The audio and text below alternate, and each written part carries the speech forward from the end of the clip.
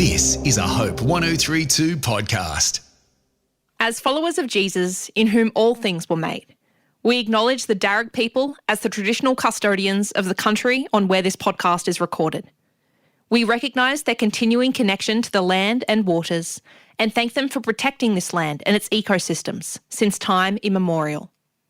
We pay our respects to elders past, present and future, and we extend that respect to all First Nations peoples listening today. Hello there.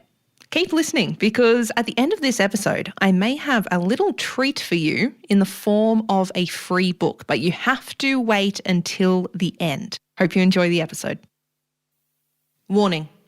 This episode contains mentions of suicide attempts, suicidal ideation, and sexual abuse. Listener discretion is advised. If you or anyone you know needs help, call Lifeline in Australia on 13 11 14 or visit lifeline.org.au, and that information is in the show notes. You need to check into a psychiatric unit. I'm just like, no. I'm back on radio in about 6 days, so that can't happen. I've got this cooking class, that cooking class, got people coming from overseas. No. Sorry. Next idea. What's your next idea? And Mick was sitting next to me and I just turned to him and said, it's ridiculous, right? And he just went, sounds right. Sounds right to me. If you or someone you know has been impacted by sexual abuse or assault, domestic or family violence, in Australia, you can call 1-800-RESPECT on 1-800-737-732 or visit 1800respect.org.au, and those resources are also in the show notes.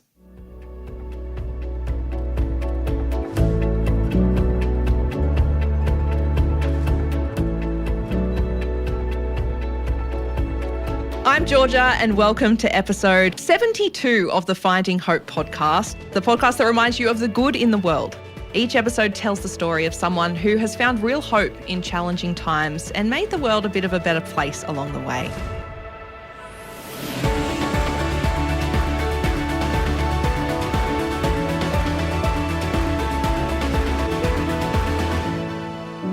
I'm so excited today to be speaking to Julie Goodwin, who burst onto our screens and into the hearts of Australians back in 2009 when she became our very first MasterChef.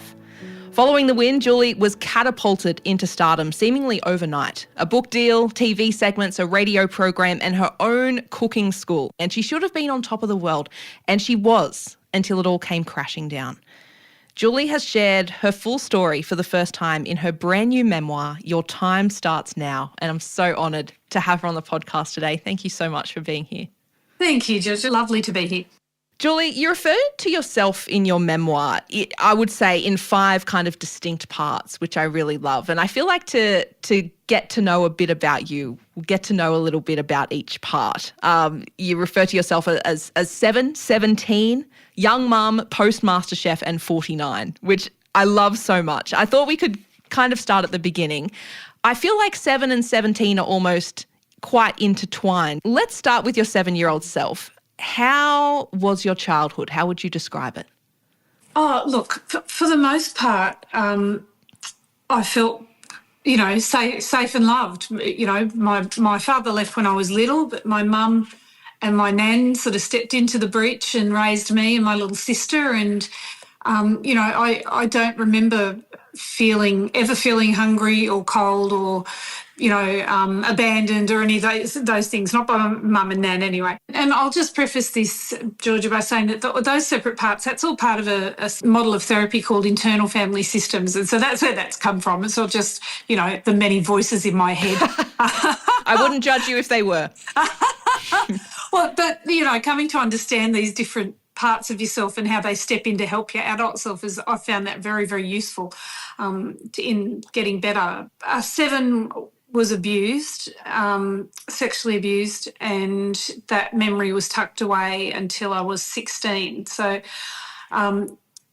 if you've ever heard anyone talk about recovered memory, it's quite a bizarre thing to happen because it's not, for me, it wasn't something triggered that memory. It wasn't some like Hollywood moment where I saw someone and it all came flooding back. It didn't come flooding back. It was just always there. I just hadn't looked at it for a really long time. And so that's what it felt like. It felt like it had been just in the periphery of my vision, but I hadn't turned and faced it for a long, long time. And when I did it devastated me. I went from being a very sort of high-achieving young person, which has also been a part of that whole, I don't want to be left by anyone else, and so I've got to be shiny. And, I almost have held a belief that that's part of the reason why I was abused, because I was just so unwilling to let anyone down or disappoint anyone, It makes me feel sick to even say that out loud.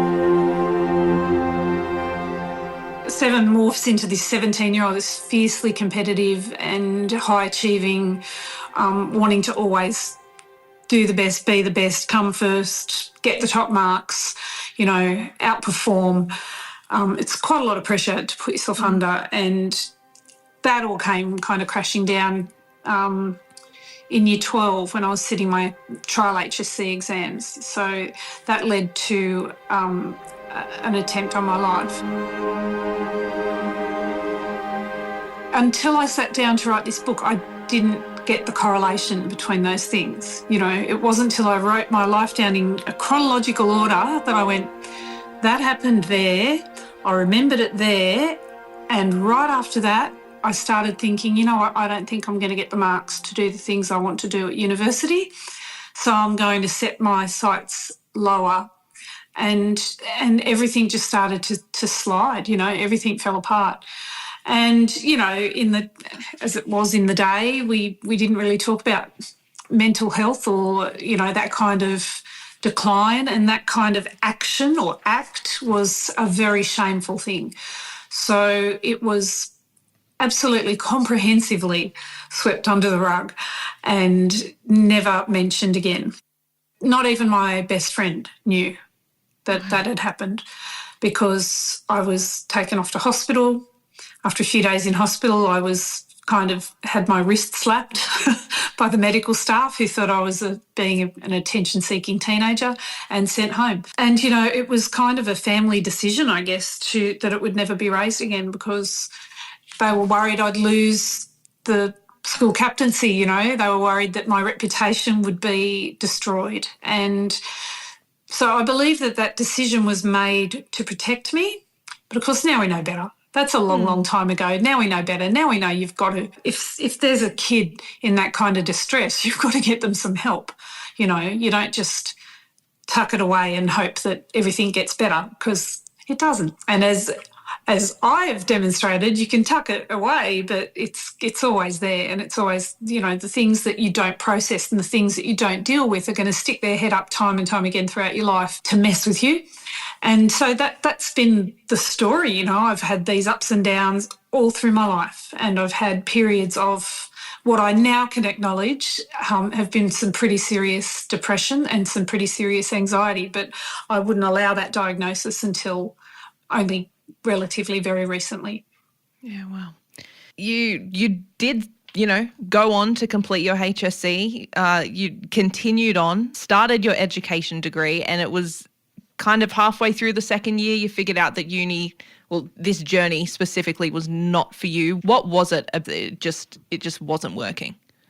I didn't really know why I struggled at uni. And once again, this is something that's only become obvious to me in the writing of this book. I just knew that I was unhappy.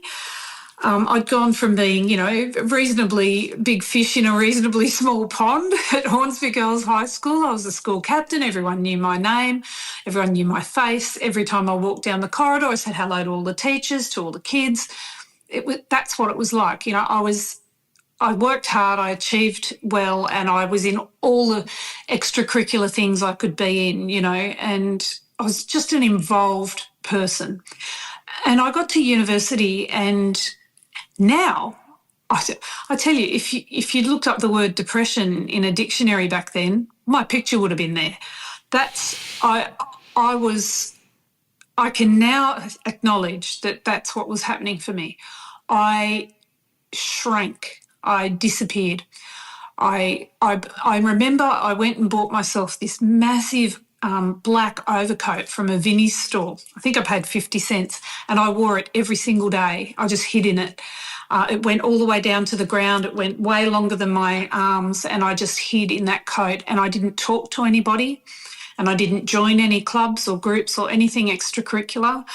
I went to my lectures and my tutorials. I didn't participate in tutorials hardly at all. And I went home, and actually quite a lot of days I would go home and realise that the first words I'd spoken that day would be hi to my parents as I walked through the door, you know. So just a completely unrecognisable version of myself. And halfway through the second year, I couldn't bear it anymore. I just couldn't bear it.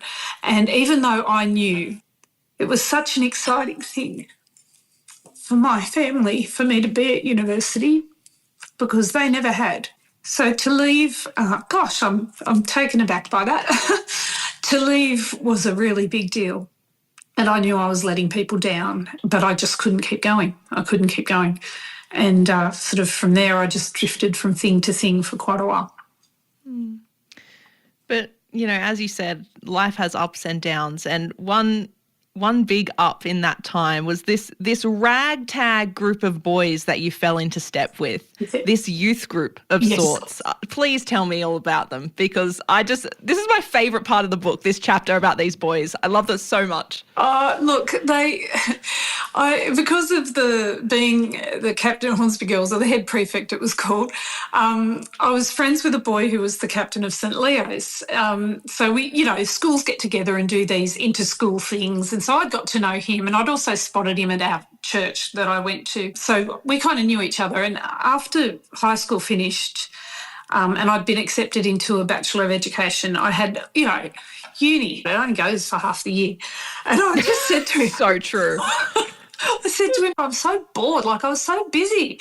And now I'm just bored. What are you doing to fill up the time? And he goes, I'm flat out. I've got this youth group that he started it during school. He's a real go-getter, this guy. And so St Vincent de Paul, the charity, he wanted to do that kind of charitable work. But, of course, those groups are all for the more, I don't know, senior among us, I suppose. I'd fit right in now.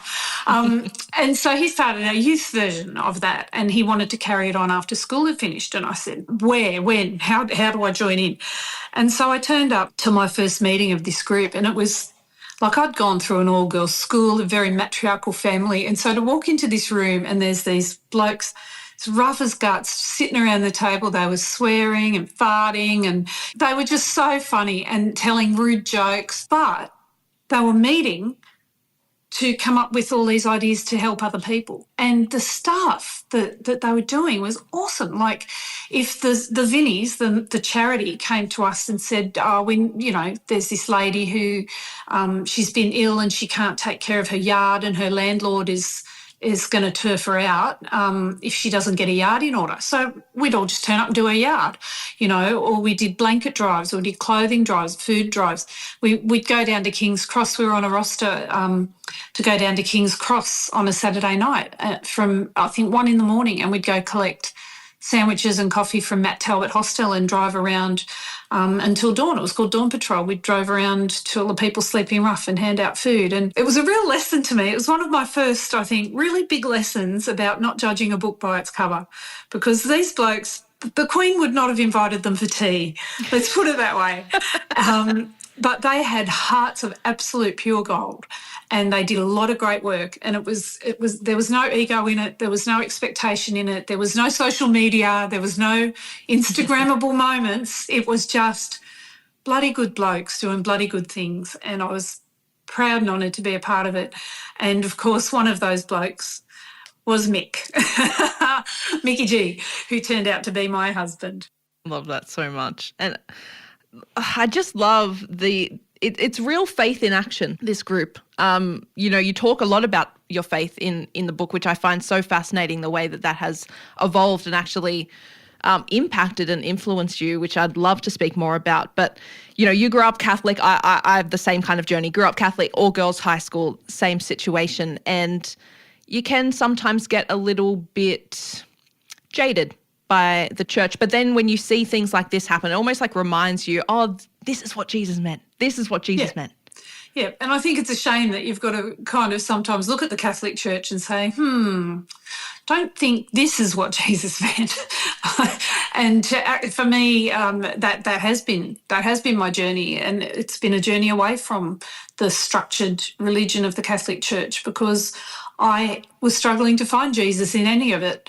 And in my understanding of that young man who he really didn't like authority, and he didn't like the structures of the day, and he rebelled against those things, and he drew people to him just by being a charismatic storyteller, who stood on a hillside and preached being good to each other. Seemed pretty straightforward, don't judge people, but be a good guy.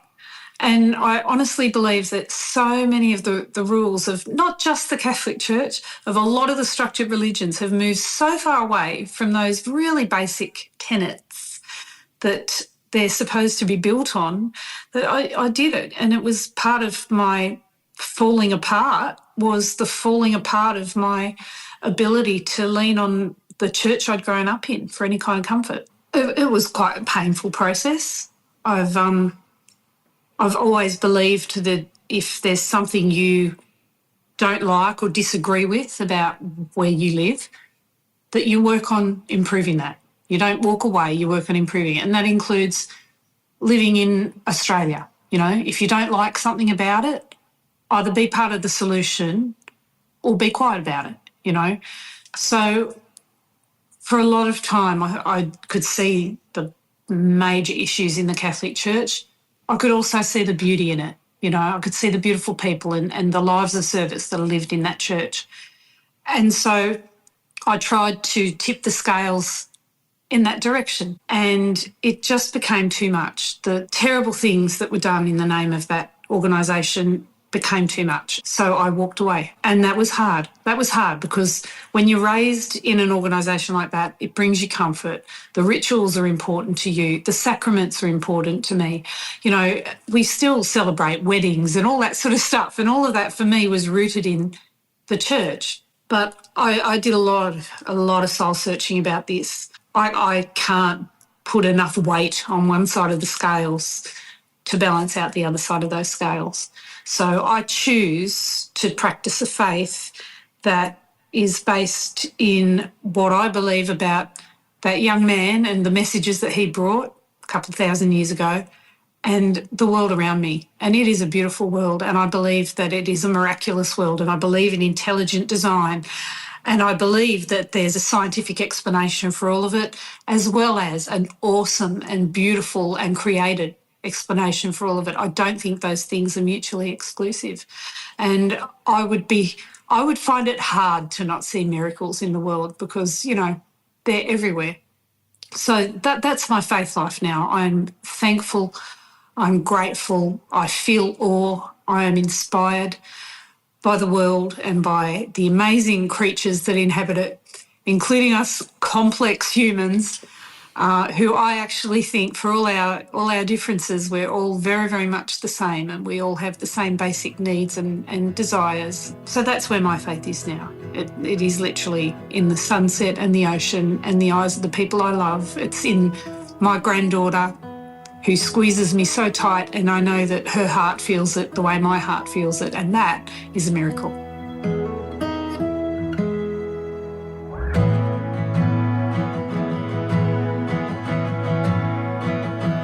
Julie, I want to talk about this young mum version of yourself that you talk about. And I feel like this is where the relationship to food and cooking that, so much of Australia knows you for, that's kind of where that started evolving. What are your earliest memories of food and cooking? Did you do it from a young age, or was it more something that you fell into in adulthood? More in adulthood. The narrative for the narrative to be that I started cooking at my nonna's knee when I was a tiny baby, but it's just not what happened, and I have not been able to gift people with that as an image. It's just not what happened. I was in trouble in the kitchen, mostly at home, because every time I was allowed in there to cook, I made a god-awful mess, used every pot, pan, bowl, spoon, utensil in the whole place, and it was a nightmare.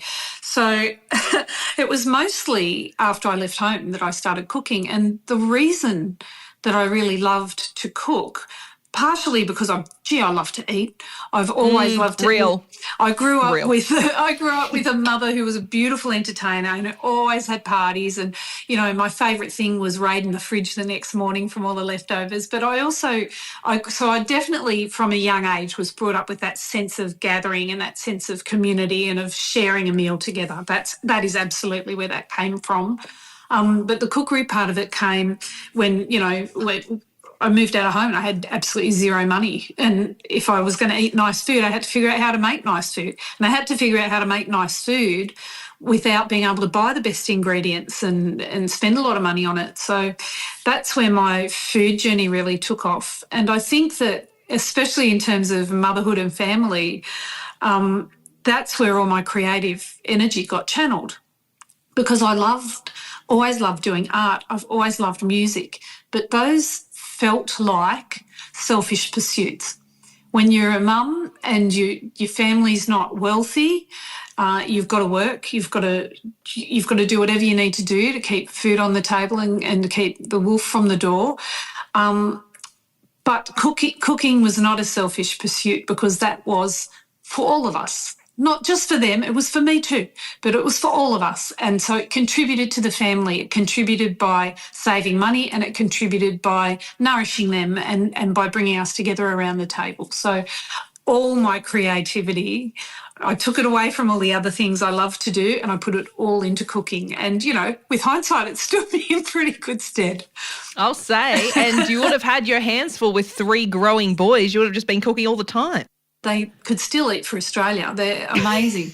The amount of food they go through. I'll never forget when they were young, because I had the 3 in less than 3 years.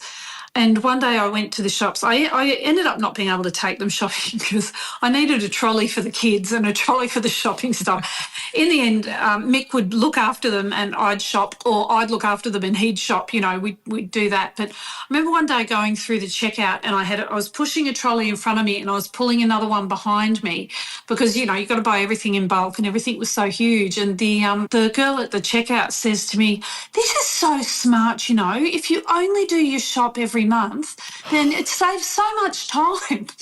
I just said to it, "My dear, I was here with 2 trolleys last week and I'll be here with 2 trolleys again next week. What's this monthly business you're talking about?"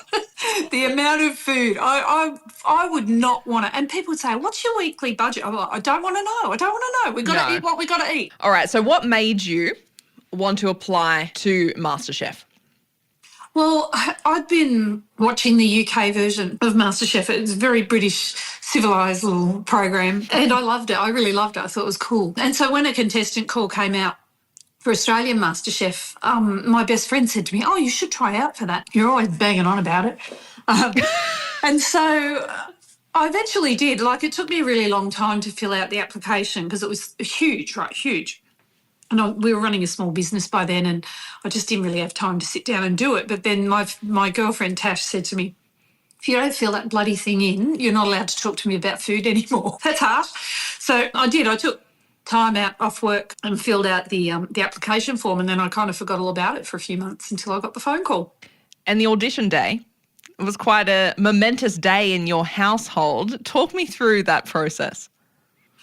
Well, they rang me up and said, "We'd like you to come down to Darling Harbour and audition for MasterChef." And I was at my computer and I looked up the date on my computer and I said, "Look, I'd love to do that, but that's going to be my oldest son's first day of high school. So can I come on a different day?" And there's this like puzzle, this sort of, says, no, that's the day. That's the audition day. And I went, "Oh, okay." It's not an appointment situation. No, and I said, "Okay, well, all right, well, I'm not sure. I'll have to get back to you." I chatted with Mick and he said, "Well, let's just leave it up to Joe. He can, it's his first day of school." And so I said to him, "Look, I've been invited to audition for this cooking competition," which is what I always thought of it as, and I wasn't thinking juggernaut bloody television show. So it's a little cooking competition. And so I said to him, I've been invited to try out for this cooking competition, Joey, but, it's on your first day of high school and you'll probably want me there to walk you in and, make sure you know where you're going and make sure everything's... And God love him, he looked at me and he's gone, Mum, I'm begging you, go to the audition.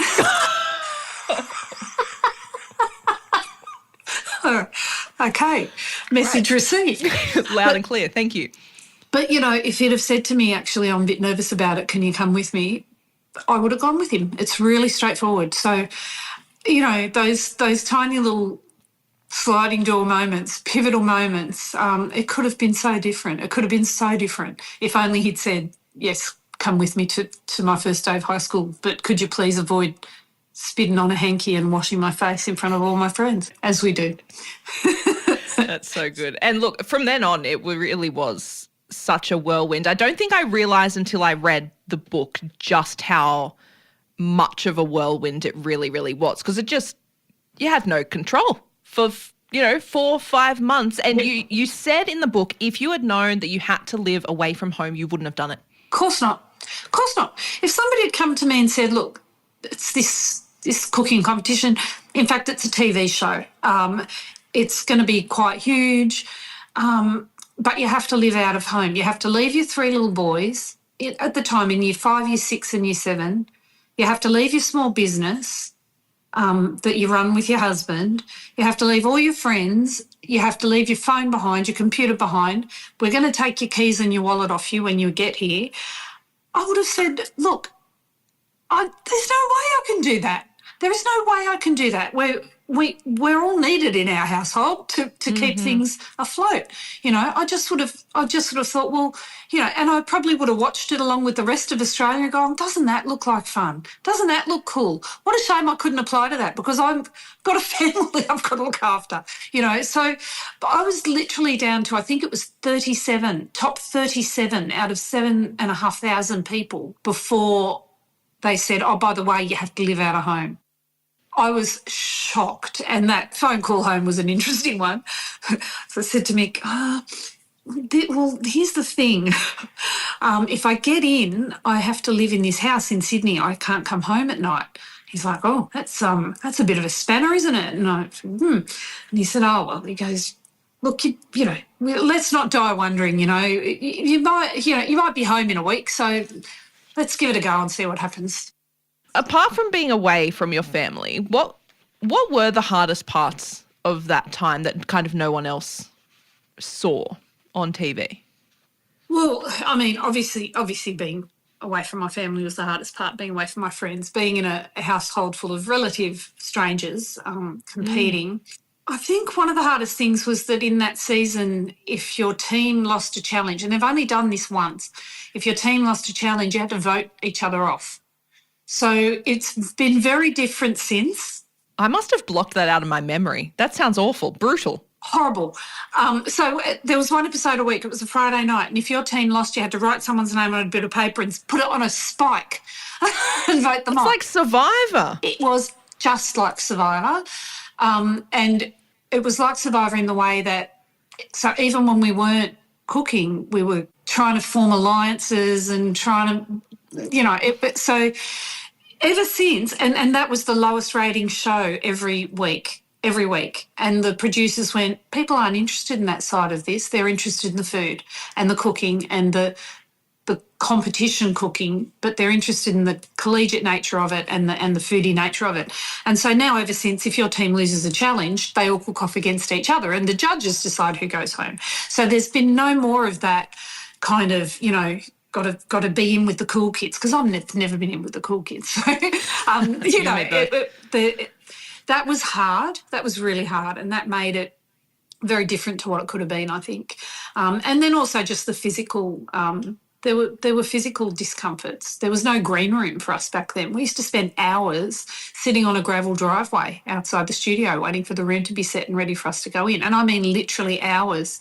And you go a bit doolally when you're sitting there for hours just shooting the breeze with people. It was hilarious, part of it. But I wouldn't go back and install a green room with a coffee machine and all the other things that people were really up in arms about, because if I change anything about it, I might change the outcome. And, maybe part of the reason I made it through to the end was because I could deal with some of the other discomforts that were going on a bit better than the others. I was a mum of 3 small babies. I was used to sleep deprivation. I was used to being uncomfortable. I was used to not getting a hot cup of coffee every morning, So that hardship kind of played right into my hands in a way. Yeah, for sure. 15 years on, how much do you remember of that moment where you won? I'm sure you've seen it back like 10 billion times. I have seen it. I have seen it back. But what I remember most about that was that I'd been so wishing that my family were going to be there for the ending of that, for the challenges, and they didn't bring them in. I was so sure they were going to be brought in, and they didn't bring them in, and not until after the scores were read. So even right before they read the final scores, I remember saying to Poe, and she's still a beautiful friend of mine, I remember saying to Poe, where are they? I wish my boys were here, And so for me, the memory of Sarah Wilson saying, there's somebody here to see you, that was my moment. My boys coming in through that door. I hadn't seen them for so long. I only saw them 4 times in the almost 5 months I was away. So seeing them come through the door that's what I remember. All my boys just all around me. And you know what? They've always been all around me. I don't think you could have ever imagined the journey that was to come. While you were in the competition, was there any inkling, like how much did you know about how MasterChef was like rating? Did you know it would become like this big thing? We were starting to get a sense of it. Not much of a sense of it because we were quite isolated from the world, but they were allowing some newspapers in. And why was this on the front page of the newspaper? That was a bit overwhelming. And of course we knew a little bit because they were taking us out to do photo shoots for magazines and things like that. So it was kind of like, this is weird. But I think the first moment that it dawned on me that something out of the ordinary was happening here was that I'd been taken out to do a photo shoot, and I can't remember which of the women's magazines it was for, but they were just doing a bit of a glamour shoot with several of the contestants. And I'd never even had my makeup done before, not even for my wedding day. I'd never had my hair and makeup done. And so it was so strange. It was quite unfamiliar and a bit weird. But they did me all up and put me in all these outfits and they took photos. And anyway, we walked out back onto the street to go down and get into taxis to be taken back to this house where we were all staying. And we hadn't spent much time outside of that house. And I was walking down the street and I just hear, Julie! And I turned around and there was a road crew of all these burly blokes in high vis and big beards and, and they go, Julie, go! What is happening? What is happening? And that's when I sort of thought, oh, I think some people are watching this TV show. Because, it was so surreal. That moment was so surreal. And I think that's where it really started to seep in that we were on something that was making an impact in the outside world. And from the end, you hit the ground like running. We're talking a book deal, cooking segments on the Today Show, travel, Recce Radio. I know that I'm covering like a few years here, but really your life just went from thing to thing to thing to thing. How did you handle kind of being thrust into that spotlight so suddenly? Because you don't have time to prepare for this. No time to prepare, and not a lot of time for reflection or to think about, there's really no planning that can be done when something like that happens in your life, because you're either going with the flow and taking the opportunities. There's no way, and even now people say to me, so where do you see yourself in 5 years' time? Oh, I've got no bloody idea. No idea at all. I used to think I would run my family business with my husband. We would grow it until we're at retirement age and then we would sell it. And then we would go and live somewhere near the sea. That was my plan. That was the sum total of it. And I was happy with that plan, Then MasterChef came along and all these other things came into play, and there was a real FOMO, if I don't take all these opportunities, they're going to dry up, it's going to stop.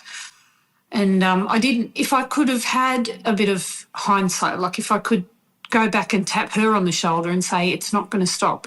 You can pace yourself a little bit. This thing's got some longevity about it. You know, in 15 years' time, you'll still be reaping the rewards of this. You'll still be enjoying the opportunities that come your way. I might have calmed down a little bit. But as it was, I thought, you know, at any time, this could all just go up in smoke. I didn't know MasterChef would still be on the air after so many years. You know, that's extraordinary. A lot of shows have gone by the wayside by now, and with it, a bit of irrelevance drifts away as well. You know, that's how this scene works. But, you know, I really hit the ground running, and I was afraid to stop running.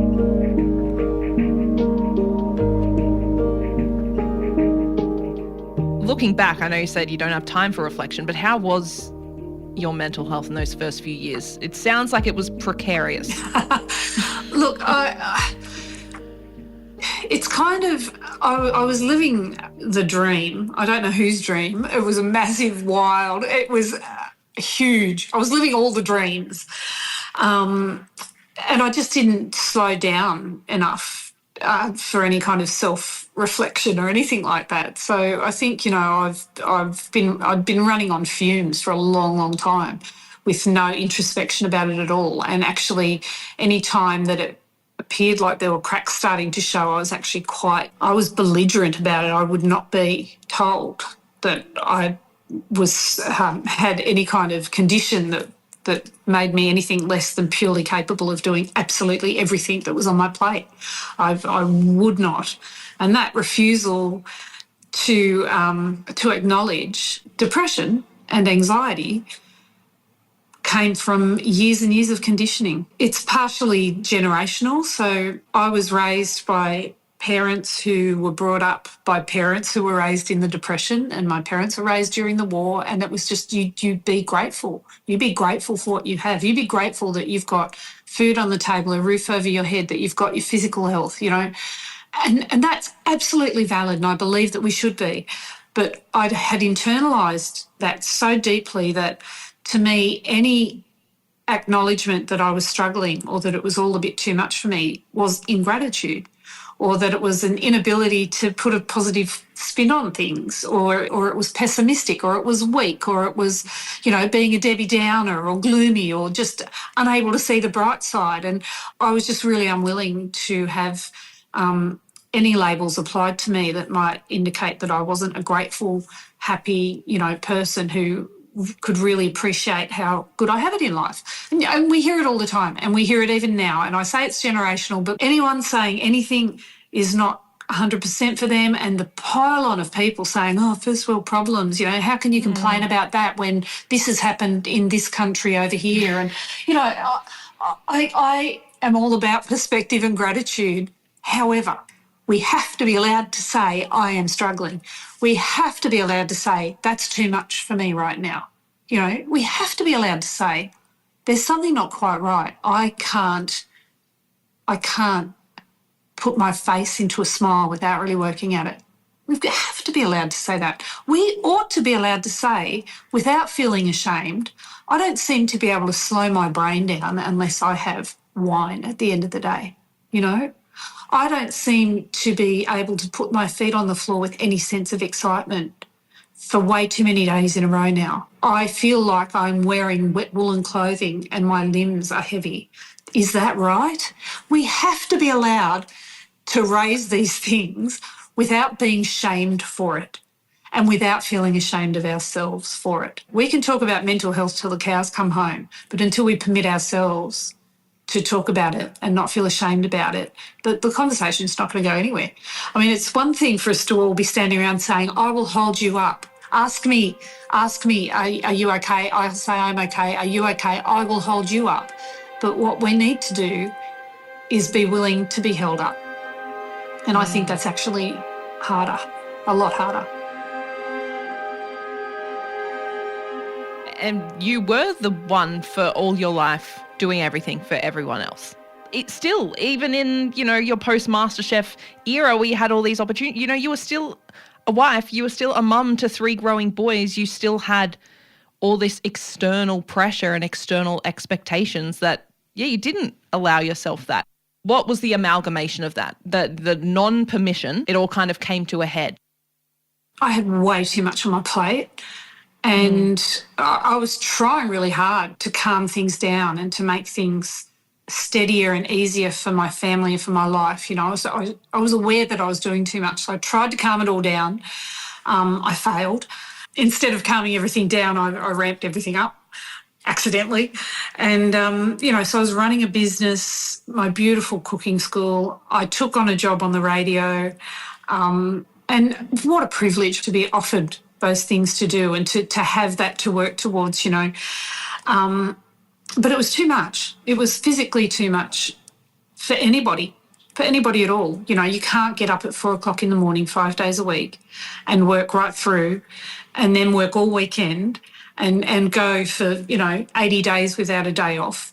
And in between those two full-time jobs, also write a column for a magazine, also write cookbooks, also do food demos, in shopping centres all over the place. It just wasn't possible, and the cracks started to show. And when I didn't pay any attention to my brain, which was screaming at me, my brain went, okay, well, I'm just going to make your body sick then.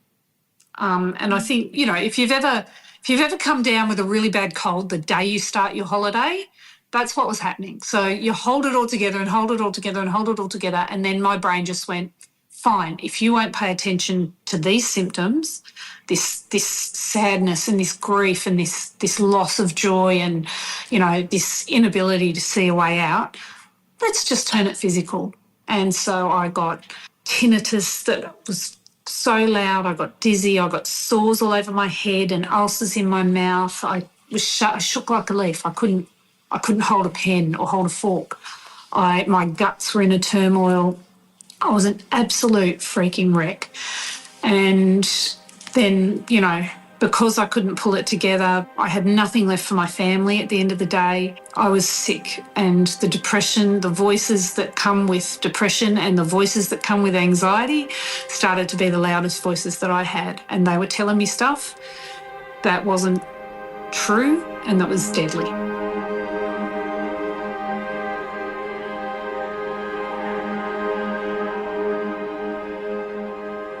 I would love to say that I accepted help and went and got help before I went to the very edge, but I didn't, and I'm lucky to be alive. Yeah, it was only when I really reached absolute rock bottom that it was like nobody knew it was that bad, and I was put into hospital. Talk me through that day, that process of what happened. It was Christmas time. The bushfires were all over the place. It was a really awful time, and I wasn't on radio. We'd finished for the year, and I'd just gone so steeply downhill. My parents were in the path of the fires on the south coast, and we eventually got them to come and stay with us, and it was just a really tumultuous time externally, and it just seemed to me to be mirroring what was going on in my inner world. I felt like I was on fire, and sort of ashes falling out of the sky into the backyard just seemed like part of the whole thing, And I don't know, I couldn't figure out how to get out from under what was going on. And it became really clear to me that one particular afternoon that my family is going to be better off without me.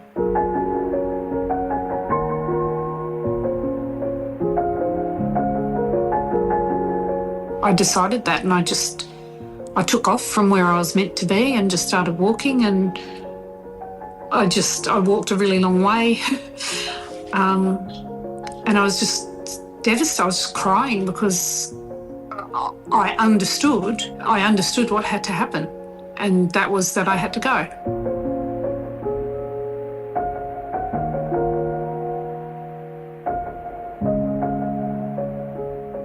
Obviously, that's sickness talking, right? Wasn't the truth, but in the depth of this illness that I was in, it was my absolute knowledge and understanding that the only way I could relieve my family of the chaos that was me was to leave. It breaks my heart to say that because it's not the truth. And what I believed was that yes, they'd be sad, but then they could be a lot happier than if I stuck around. And I know that's not true. And they know that's not true. And I walked myself to the edge of the Brisbane water. And I was intercepted by angels, by people who, this young woman, she saw me just walking and crying, and she said, "Are you okay?" And I sort of said no, and she gave me a hug and said, "You know, are you going to be all right?" And I lied. I said, yep, I'm fine. And so they left, and I went and sat down by the water, and I was just trying to work out how I was going to go about this, and they came back and just sat down next to me, and this beautiful lady just said to me, "You seem like you could use some company, so we're just going to hang around for a while." And they did. And they sat with me for, I think it must have been a couple of hours. And by the end of that couple of hours, I was ready to call home. And Mick came and got me. And when I told him where I'd been and what had happened, he didn't take me home. He took me to hospital.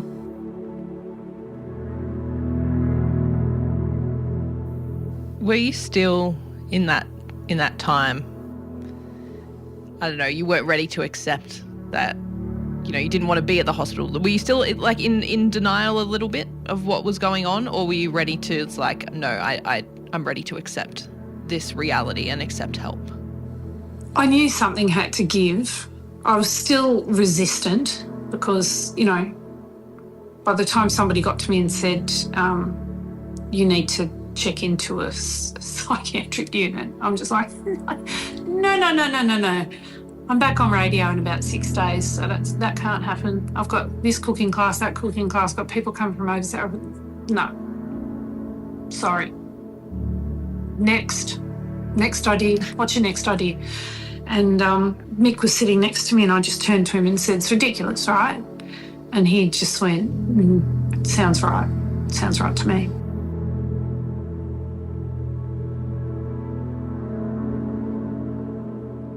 And I guess when I checked in to that hospital, I just thought, I have tried for so many years to right this ship, and I have failed so spectacularly that I am almost not alive. It's probably time to just surrender and let other people have a crack and see if they can't sort it out.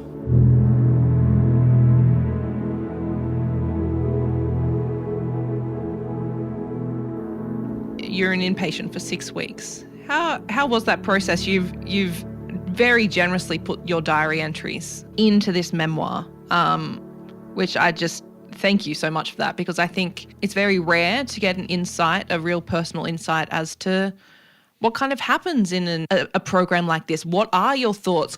It was really interesting seeing, you know, your thought evolution from day 1 to day 40. How was that process as you remember it?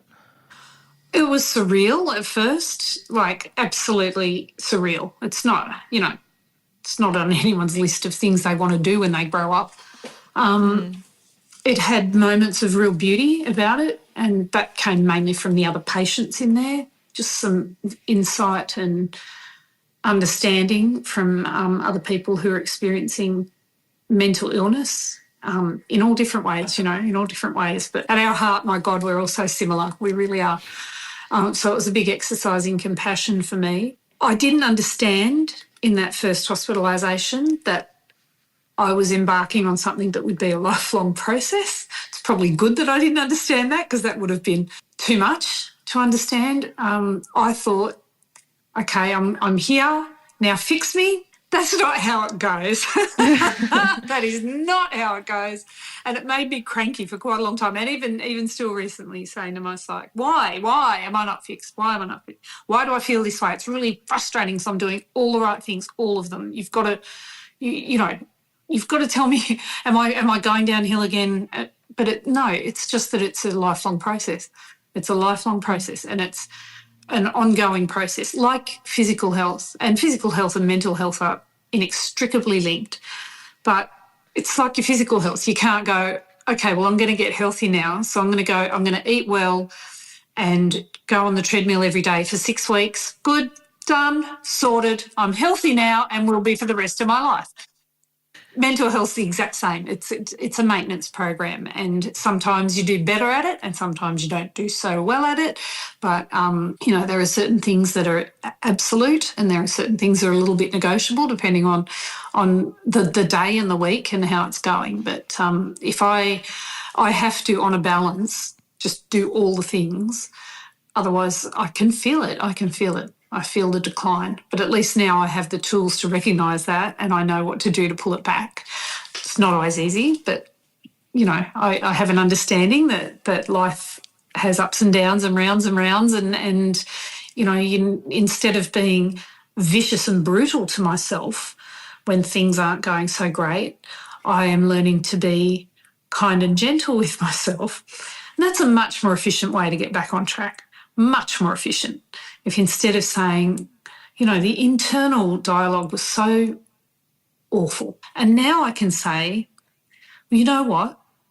Some days it's appropriate to feel a bit sad, so let's just call that this one of those days, and we're going to build in a bit of time for some art. So you're going to do a drawing today, even if it's a 5-minute sketch in a sketchbook, or you're going to have some time for music, and even if that's really passive, you're going to put on your favourite piece of music in your headphones. There's going to be some kindness and self-care today. And sometimes that self-care's got to be a bit harsher. Come on, girl. Come on, girl. You haven't been to the gym in a couple of days and you know what that means. That means the brain is going to start sliding, so off we go. But it's a kind and wise voice rather than a mean bully voice, And sometimes I have to go, am I being too soft on myself here? Or am I just being lazy? It's a fine balance. It's a fine balance, and I'm still learning it. But I think in your heart, Julie, well, I think you've already answered this. How is your life now? I mean, you're a grandparent. That's just a whole other kind of joy, I bet. How is life? Life it's a beautiful tapestry of all different things, and it's not always joyful, but it's mostly joyful. The main thing for me now is that I've got choices and I exercise my choices. So I obviously have to choose to do things that make me a living, but I don't have to choose to do so many of them that I'm run ragged. I choose to put things in as my first priority, including my 3-year-old granddaughter, Delilah, who is joy in a little body. She is divine. I choose to put in creativity, like art and playing music. Those are things that I gave up as seemingly selfish sort of pursuits because they're for me, But now I understand, and I profoundly understand, that if I don't look after myself, I'm not looking after anybody. When I'm in a mental hospital, I'm not cooking anybody's dinner. I'm not speaking at anybody's engagement. I'm not on anybody's radio show. I'm no good to anybody. I'm no good to anybody except for myself. And I have learned that I have to look after myself. It's such a cliche. And it's one of those annoying Facebook memes that keeps going on by until all of a sudden it hits home. And it's like, you know what?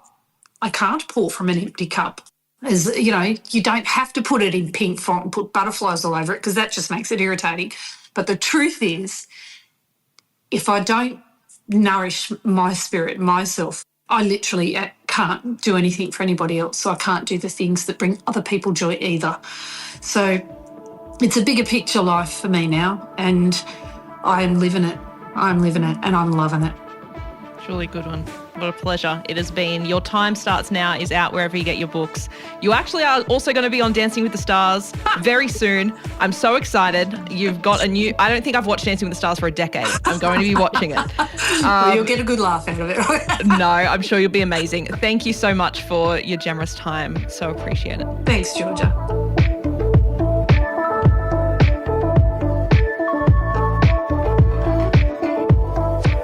Thank you so much to Julie Goodwin for sharing her story today. Julie's memoir, Your Time Starts Now, is out now. And for updates on Julie's work, including her upcoming stint on Dancing with the Stars in just a few weeks' time, you can follow her on socials at Julie Goodwin. And that information is in the show notes. I'm Georgia, and thank you for listening to this episode of Finding Hope.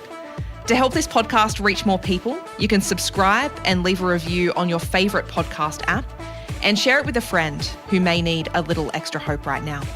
I'll leave you with this verse. For as the body apart from the spirit is dead, so also faith apart from works is dead. James 2, verse 26. Catch you next time.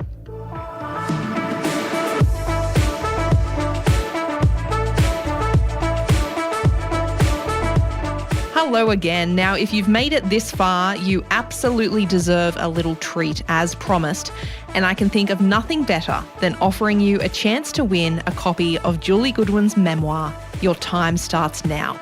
It is a brilliant read. I flew through it in a weekend, so for anyone who's a fan of Julie's, a fan of MasterChef, you will absolutely love this. For your chance to win a copy, all you need to do is head to hope1032.com.au/win.